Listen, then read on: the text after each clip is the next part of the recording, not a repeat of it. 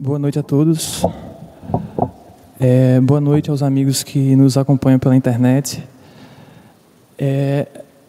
Primeiramente, eu queria agradecer a oportunidade de estar aqui, a essa casa. Como falam mesmo, é sempre mais difícil falar em casa.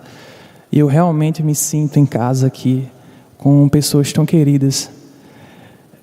E o tema que nós temos hoje para reflexão é um tema que é bem pertinente, principalmente com os últimos acontecimentos do nosso país, do mundo. E é extremamente importante que nós pensemos com calma sobre a questão da solidão.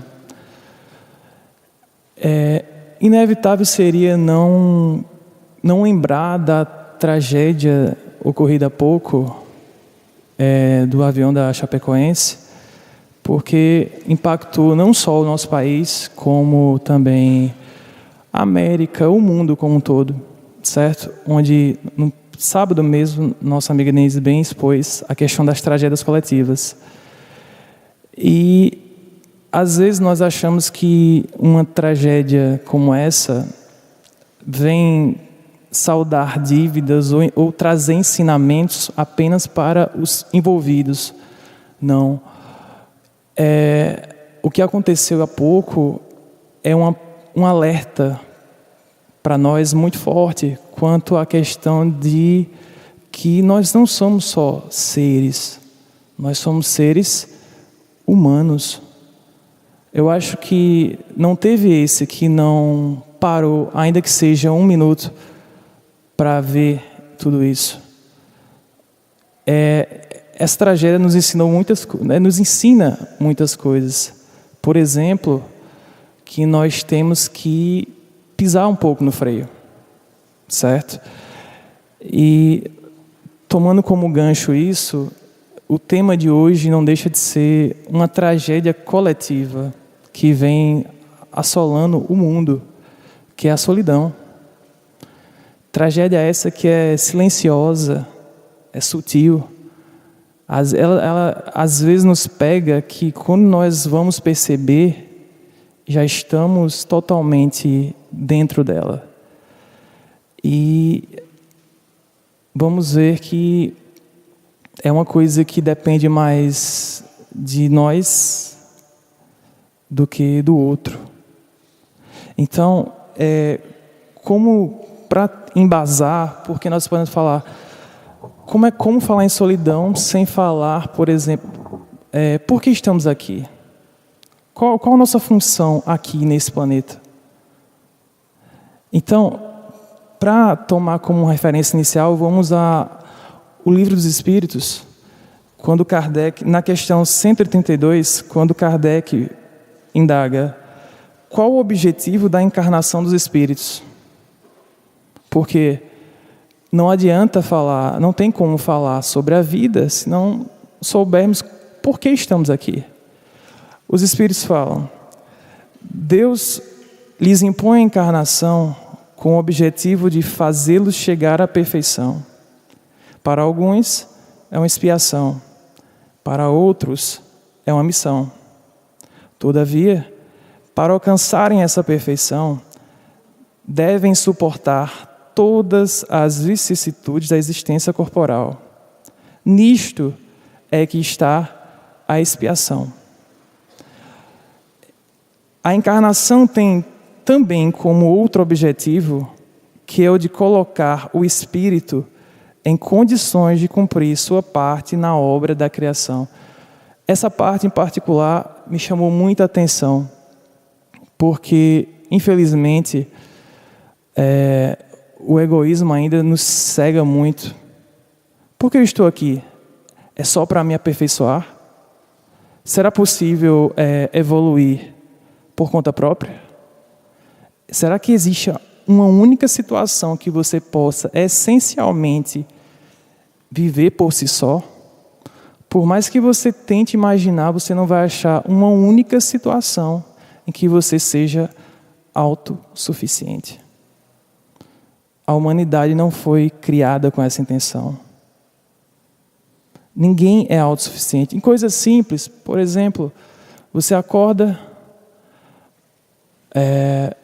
acorda 6 da manhã, levanta, vai ter que trabalhar. Coisa simples. Você acende lá a lâmpada do seu quarto. Pense. Se você tem a oportunidade de estar ali utilizando a eletricidade, por exemplo, alguém mantém isso para você. Aí alguém pode dizer, não, mas eu pago com o meu dinheiro, certo? Mas se você compra algum serviço, é porque alguém o oferece. Talvez a única coisa que você possa fazer sozinho, e ainda assim você depende do nosso planeta, seria respirar. Ainda assim você precisa das árvores, você precisa da atmosfera. Ou seja, não tem como alguém poder se ver sozinho. É impossível evoluir por conta própria. Se nós pegarmos lá, na Epístola aos Romanos de Paulo, Paulo diz, eu sou devedor, tanto a gregos quanto a bárbaros, tanto a sábios quanto a ignorantes. Todos nós somos devedores. Então, quando Kardec é respondido, a encarnação tem também outro objetivo, que é colocar o espírito em condições de cumprir sua parte na obra da criação. Mas eu tenho responsabilidade com a obra? Claro. O simples fato de você estar aqui, você já tem uma dívida imensa com o nosso Pai. A dívida, o que esse corpo passou para ser o que é hoje? Quantos milhares e milhares de anos de evolução? O corpo, o espírito não foi feito para o corpo. O corpo foi feito para o espírito. Isso é um instrumento de depuração. E essa simples dádiva já não seria suficiente para sermos eternamente gratos, de nos colocarmos diante da responsabilidade que temos. Certo? Então, pensando nisso, nossa reflexão de hoje vai ser baseada num texto de Emmanuel, que está no livro Vinha de Luz. O texto, capítulo 133, o texto se chama Casa Espiritual. O título por si só já é sugestivo, como todos os textos de Emmanuel. Casa espiritual, não casa espírita, casa espiritual. O que seria casa espiritual? O que é que Jesus veio fazer aqui? Ele não veio implantar o reino de Deus? Não muros de pedra. Que reino? Onde é que vai ficar esse reino? No nosso coração. É aqui que é a casa espiritual. E para comportar toda a magnitude do nosso Pai, tem que ser uma casa limpa, sólida, certo? Então, casa espiritual, ele comenta uma fala de Simão Pedro. Simão fala, vós também, como pedras vivas, sois edificados casa espiritual. O que tem a ver isso com solidão? No primeiro parágrafo, Emmanuel fala, cada homem é uma casa espiritual que deve estar, por deliberação e esforço do morador, em contínua modificação para melhor. Veja, cada homem é uma casa espiritual que deve estar, por deliberação e esforço do morador, em contínua modificação para melhor. Às vezes nós queremos que, ainda no nosso instinto, digo nosso porque nós todos, em maior ou menor grau, ainda somos egoístas. Isso é uma grande chaga que nós temos que nos livrar. O egoísmo nos cega. Então, eu realmente preciso, eu tenho parte nisso, com certeza. Tem um caso bem interessante de Chico, que trata bem essa questão desse meio parágrafo, a questão do problema da fé, propriamente dita. Havia um rapaz que que morava em Santos, que ele era bastante afeiçoado ao espiritismo, era simpatizante, queria muito conhecer Chico. Ele tinha muita vontade de conhecer Chico. Daí, o que foi que ele fez? Se programou, né? E foi até Pedro Leopoldo. Ele também, com a sua vida atarefada, tinha que trabalhar, tudo mais. Ele foi até lá, até Pedro Leopoldo, para falar com o Chico. Só que Chico, nós sabemos, trabalhava na repartição pública. Tinha os compromissos dele com a mediunidade.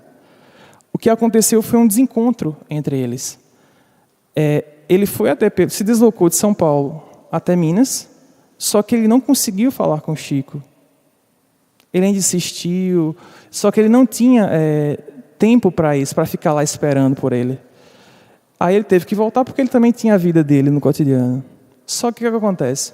Quando ele volta para Santos, conversando com amigos e tudo mais, ele ficou desgostoso, como nós falamos aqui. Ele ficou descrente do espiritismo. Falou, eu estou muito descrente do espiritismo. Ele dizia a amigos que, para ele, o Chico era uma farsa, que ele se desbancou de São Paulo até Minas Gerais para falar com ele e não conseguiu.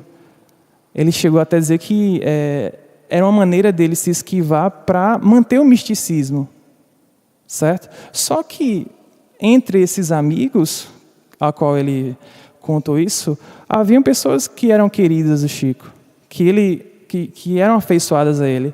Aí Chico, por via de uma carta, soube dessa história. E nós sabemos o tamanho do coração que aquela criatura abençoada tinha. Ele ficou preocupado. Ele está desestimulado com o espiritismo, está descrente. Ele ficou preocupado. Daí foi pedir orientação para Emmanuel. Emmanuel, com a sutileza que lhe era peculiar, disse a Chico, Chico, deixe-se para lá. Deixe-se para lá porque se esse homem está se apoiando a fé dele em você, é melhor que ele perca agora. Veja só, se esse homem está apoiando a fé dele em você, é melhor que ele perca agora, porque nós somos criaturas falíveis. Isso é a resposta de Emmanuel. Aí ele termina a lição dizendo assim, nós temos, ele e nós, ele com toda humildade se incluiu nisso, ele e nós temos que edificar nossa fé em Jesus, para Jesus. Jesus tem que ser o nosso espelho. Aí, o que é que tem a ver isso com o tema da solidão? Quantos de nós nos fazemos sozinhos por acharmos que a felicidade está ou em algo ou em alguém especificamente?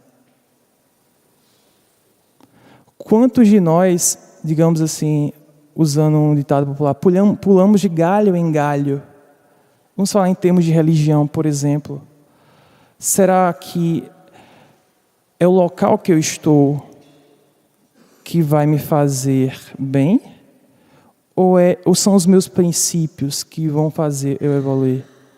Porque não adianta você ser um crente assíduo, crente não no sentido evangélico, crente no sentido de crer.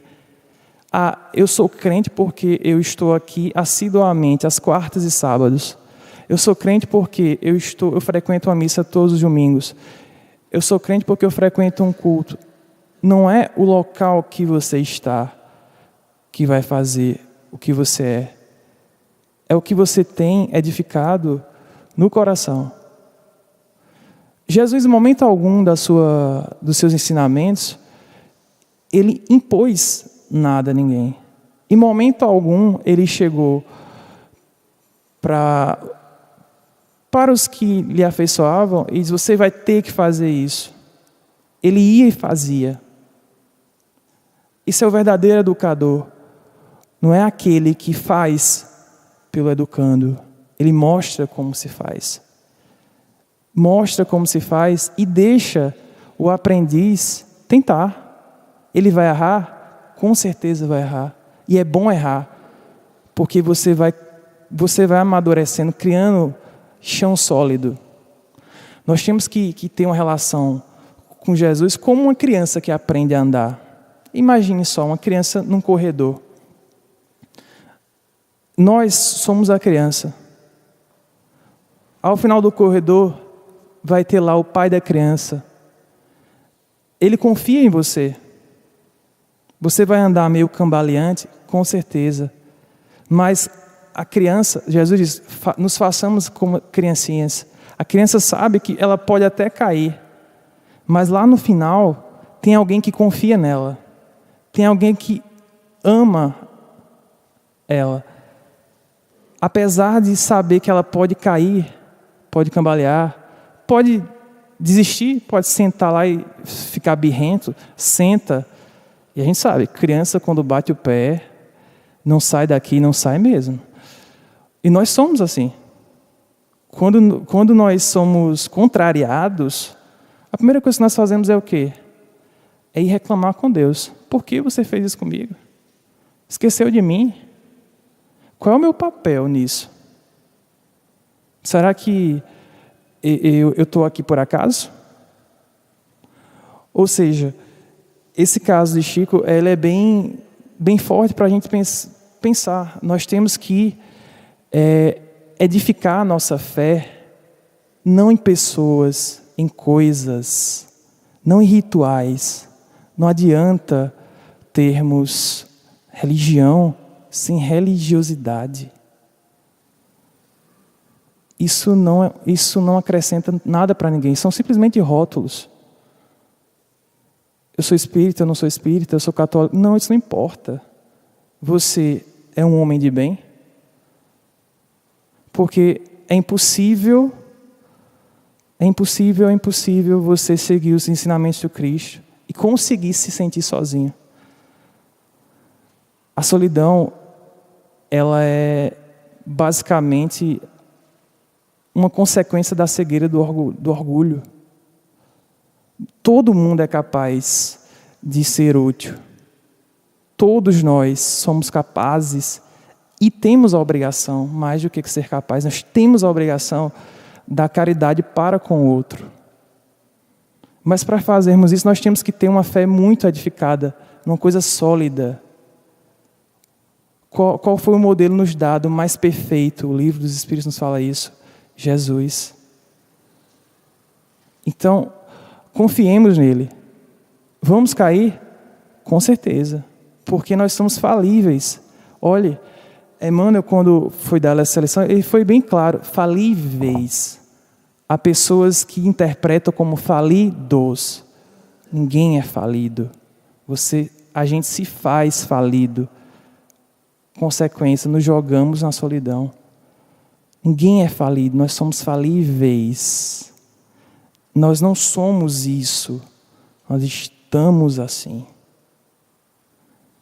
Então, seguindo o raciocínio aqui, no segundo parágrafo ele fala assim: valendo-se do símbolo, a casa espiritual no caso, recordamos que existem casas ao abandono, caminhando para a ruína, e outras que se revelam sufocadas pela eira entrelaçada ou transformadas em redutos de seres traiçoeiros e venenosos da sombra. Aparecem, de quando em quando, edificações relaxadas, cujos inquilinos jamais se animam a remover o lixo desprezível. Veja, isso é bastante forte. Aparecem de quando em quando edificações relaxadas, cujos inquilinos jamais se animam a remover o lixo desprezível. E observam-se as moradias fantasiosas que ostentam fachada soberba com indisfarçável desorganização interior. Pensemos nessa parte aqui. Quantos de nós não vivemos a vida do outro? Quantos de nós nos mascaramos? Às vezes você na ânsia, você vai no ritmo que o mundo quer nos impor, nós não somos todo mundo. Então, não fomos criados para sermos iguais. Somos diferentes. Então, por que eu tenho que ter tal padrão social? Por que eu tenho que ter tal padrão de beleza? Por que eu tenho que ter tal padrão de comportamento? Às vezes você, nessas imposições do materialismo, você vive naquela correria porque eu tenho que ter isso, porque eu tenho que ter aquilo. E quanto mais você tem, menos satisfeito você está. E quanto mais você tem, mais sozinho você está. Aí você chega, eu não diria ao final da vida, eu diria ao final de uma existência. Porque viver não é respirar. Viver é muito mais do que respirar. Às vezes você pode passar 90 anos respirando e não viveu 90 anos. Aí você pode ver aquele ditado bem popular. Não, mas a vida é curta. Tem que aproveitar. Não, a vida não é curta. A vida é eterna. A existência é que é curta. Exatamente por isso que você tem que se utilizar da melhor maneira possível cada minuto que você tem. Principalmente se nós temos a luz que o Espiritismo nos dá, que é saber que nós não acabamos aqui e muito menos começamos aqui. Temos que ter cuidado com uma coisa.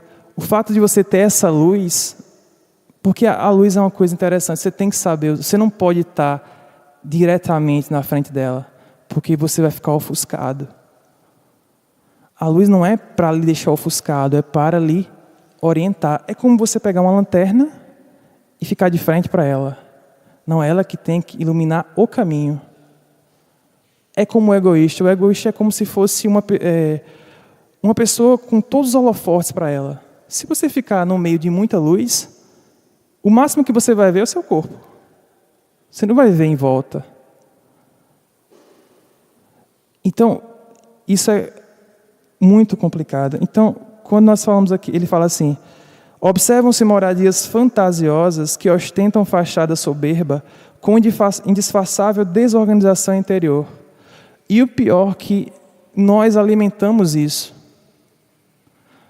Quem lida com jovens deve ver que hoje em dia você vê cada vez jovens mais elétricos, como se fala, cada vez mais perspicazes, super inteligentes, são espíritos realmente, intelectualmente falando, muito evoluídos, só que extremamente frágeis emocionalmente. Extremamente frágeis, sabem lidar com o conhecimento, mas não conseguem sequer administrar uma relação pessoal. Quantos e quantos, se você pensar, quantos e quantos adolescentes, crianças na verdade, de 13, 12 anos, à base de remédios controlados. Remédio para dormir. Aí alguém pode falar, não, mas isso é do mundo moderno. Não, não é do mundo moderno. São de velhos hábitos piorados. Não é normal impor para um jovem que ele tem que ter isso, tem que ter aquilo, tem que ter isso. Não. Ele vai ser quando? Qual o momento que ele vai ser? Será mesmo que o que você veste faz o que você é?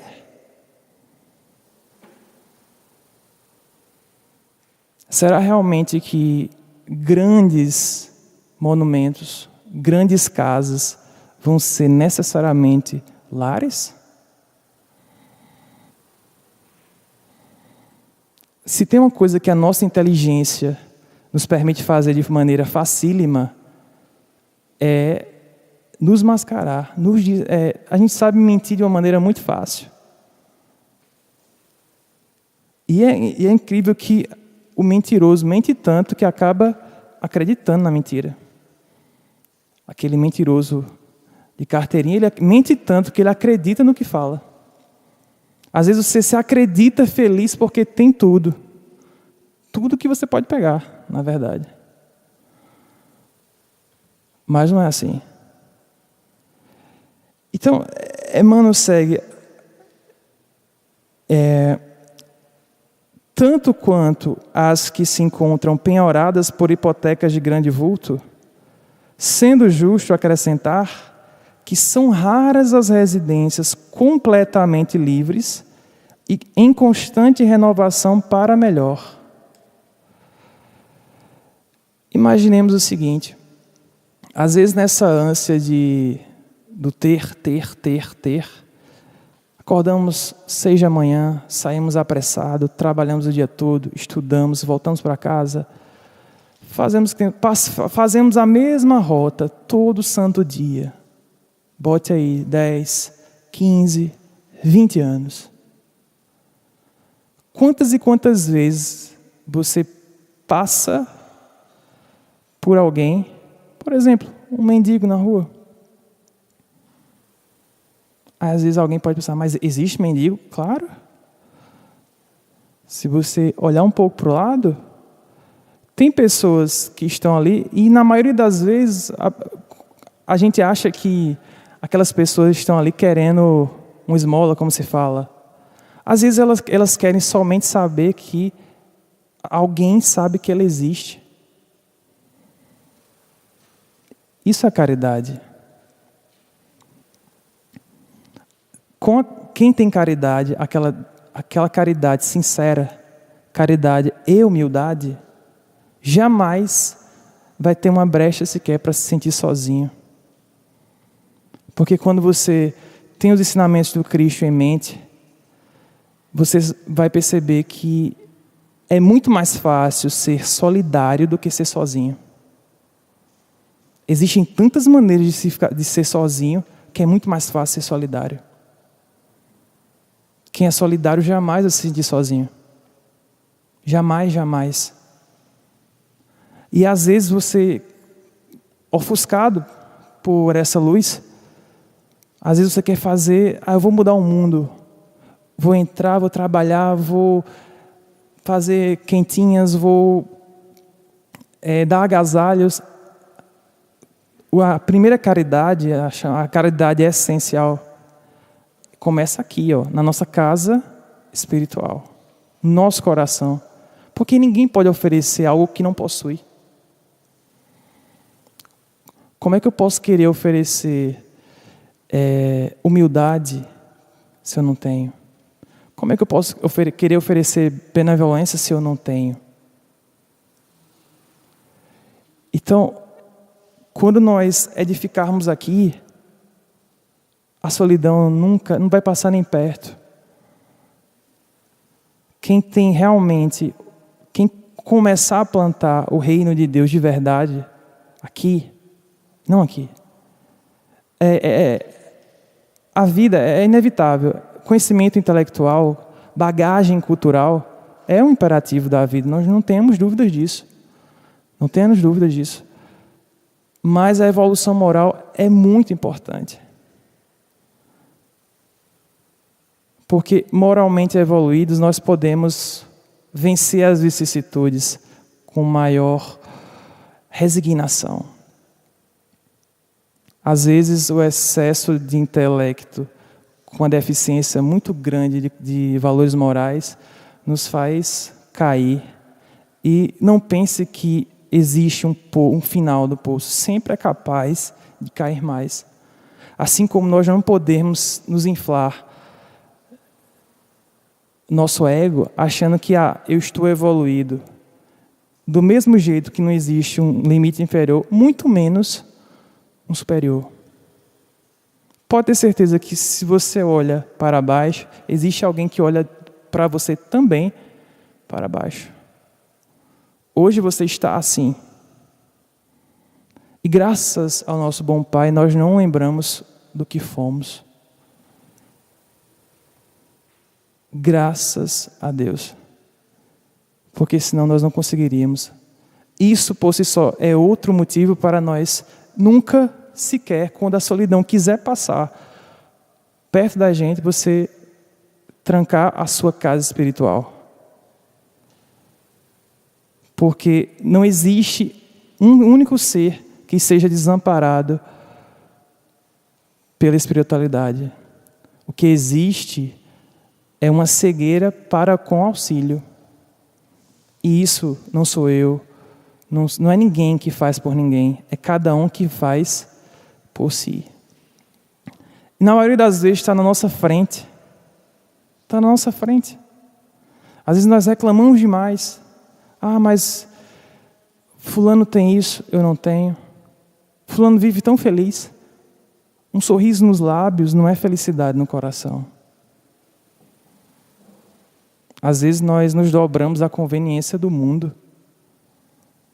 Será que aquela pessoa que está ali, com aquele sorriso sempre pronto para nós, será que ela realmente é aquilo? Todo mundo passa por altos e baixos. Isso não quer dizer que você precise se jogar na solidão. E essa chaga, essa tragédia, que a solidão é uma tragédia coletiva, que fatalmente, se você não se curar a tempo, fatalmente você vai cair numa depressão. E fatalmente você vai lesar, eu acho que talvez com o maior crime que você pode cometer, que é atentar contra a própria vida. Por que alguém pensa em suicídio? Solidão. N motivos para isso. Será que eu não posso ser útil? Pode. Nós temos que entender qual foi o maior mandamento que Jesus nos deixar. Amarás o teu próximo como a ti mesmo. Será que é possível amar o próximo sem amar a Deus? Ou vice-versa? Aí tem um detalhe, quando se fala em próximo, existem pessoas que se assustam. E existe próximo? Claro que existe. Às vezes nós estamos tão ofuscados com o nosso egoísmo que nós nos revoltamos com o mundo porque não acontece da forma como eu quero, do jeito como eu quero. Aí nós nos enclausuramos. E o que dizer, por exemplo, da solidão a pretexto de religiosidade? Talvez seja a mais complicada. Jesus não veio aqui se submeter a todas as provas que ele submeteu, a terminar na cruz para servir de elemento contemplativo para a gente. Ele veio nos ensinar que nós temos que trabalhar. Ele não é uma figura decorativa na sua sala. Ele é um exemplo a ser seguido e tem que estar no seu coração. Será que já passou por esse planeta alguém que tivesse mais gabarito moral para poder julgar alguém? Não. Ele o fez? Não. Por quê? Porque ele tinha plena consciência de que nós não somos isso. Nós estamos assim. Será mesmo que basta conhecer o remédio para que nós possamos vencer uma doença? É necessário que nós queiramos nos curar. Isso é delicado. Uma coisa é você ter doença, todos teremos, fisicamente falando. Ser doente, aí a questão já é mental. Será realmente que eu sou o centro do mundo? Nós sabemos já que a Terra não é o centro do universo. Avalie nós. Quando nós começamos a olhar um pouco à nossa volta, não precisa ir muito longe. Você vai ver que diariamente você se deixa levar. Quantas e quantas oportunidades você teve de ajudar um irmão necessitado? Eu não estou falando de ajuda material. Que eu acho que a caridade mais difícil talvez de se fazer seja a caridade moral. Porque o dinheiro é relativamente fácil de oferecer. Valores morais você tem que possuir. Aqui. Sinceros.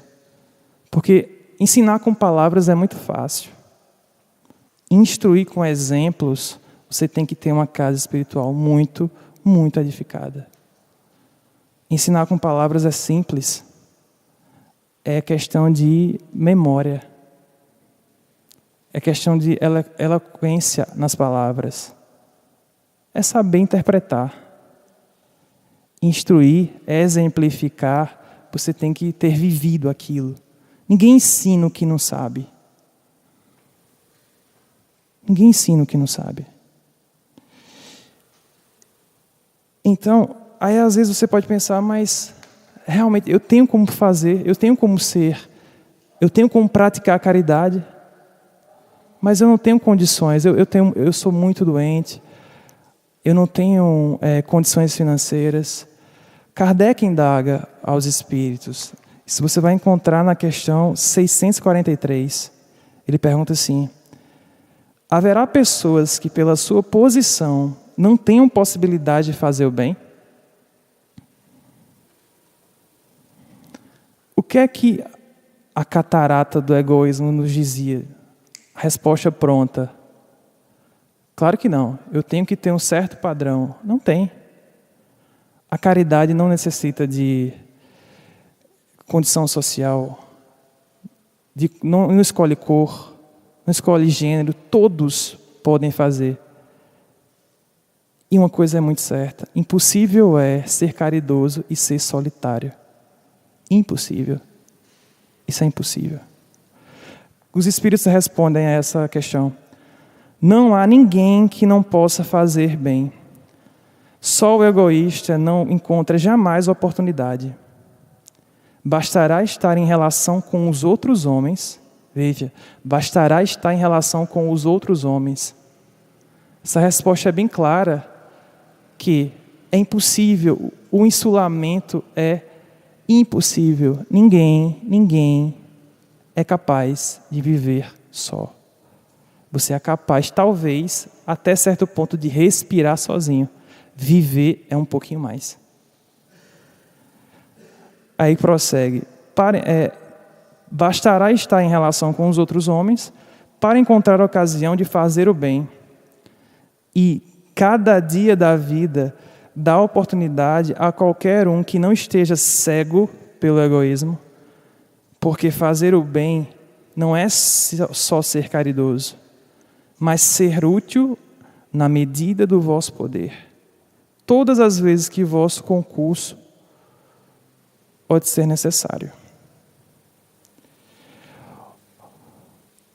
Ou seja, o que é que nós estamos esperando para exemplificar?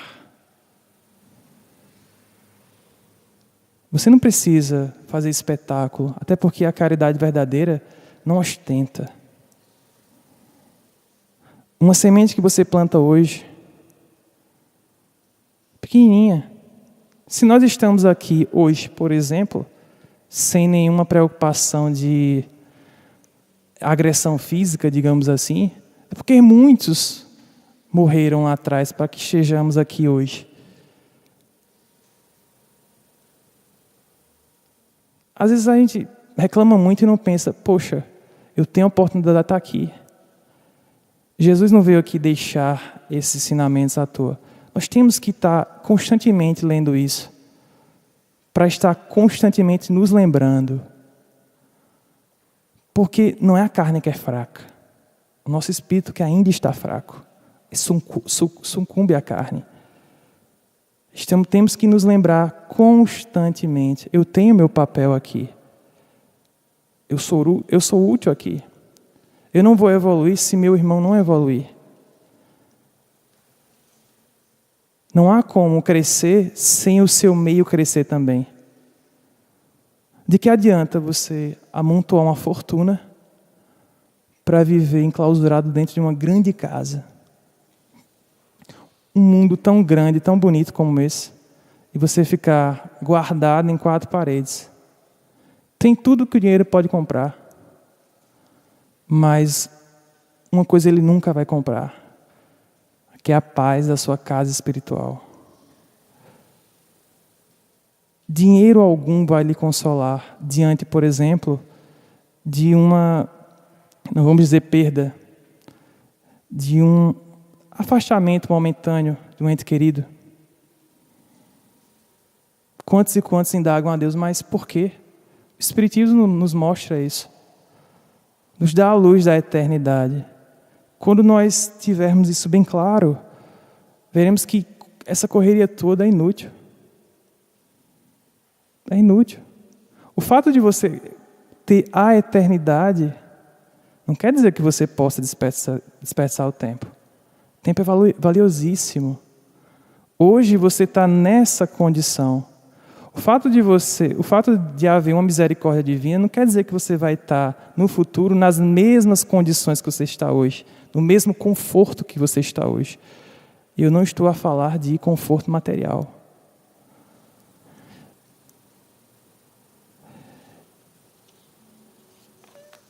Então,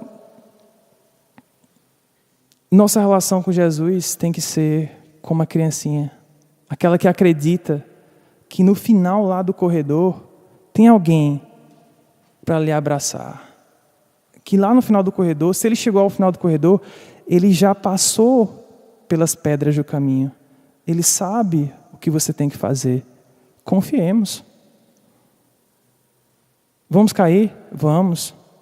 Mas isso é motivo para nos afastarmos do mundo? Isso é motivo para desistir?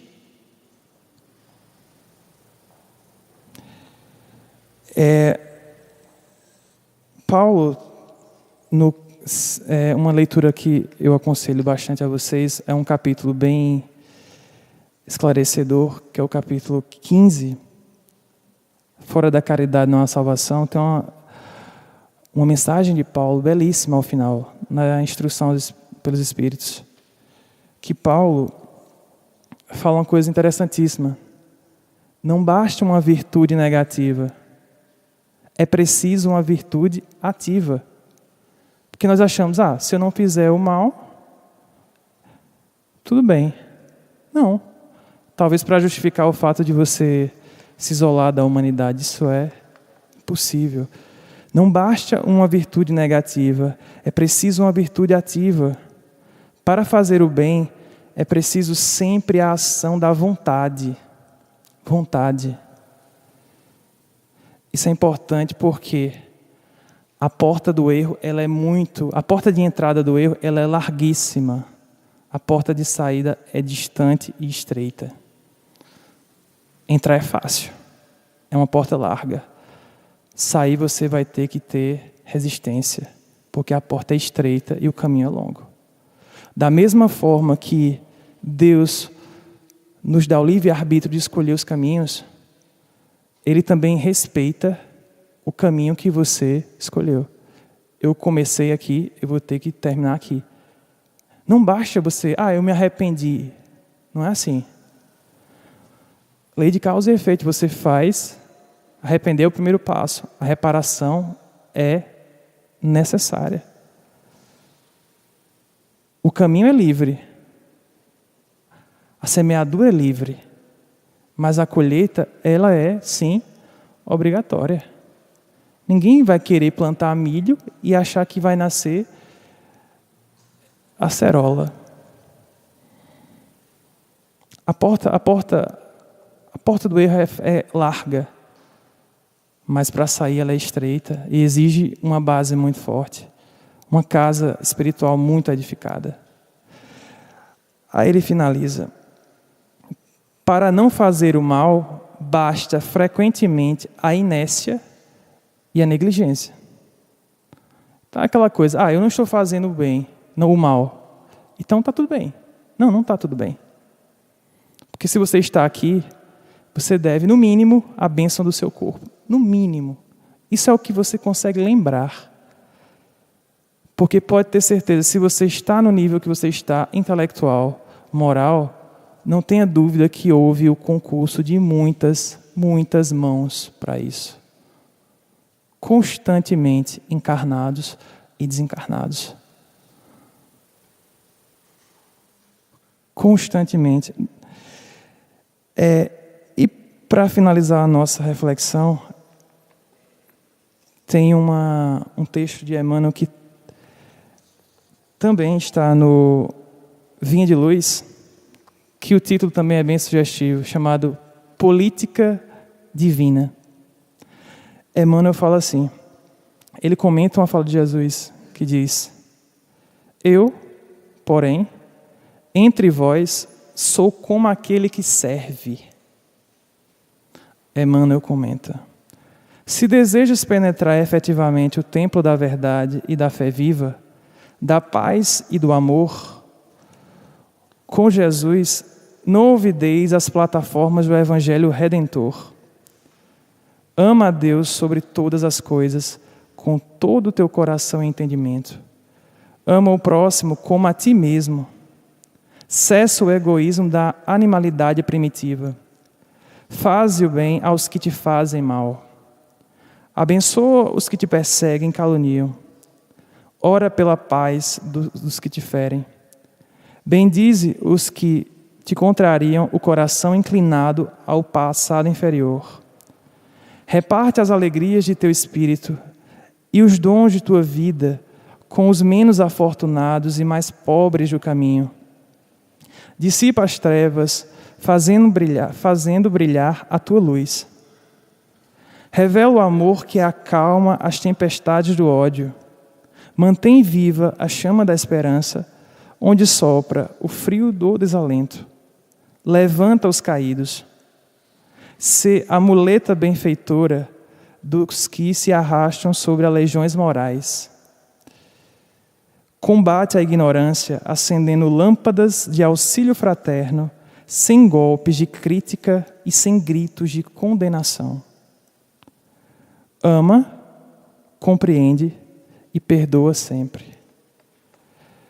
Que Jesus possa ser sempre o nosso maior guia, o nosso farol.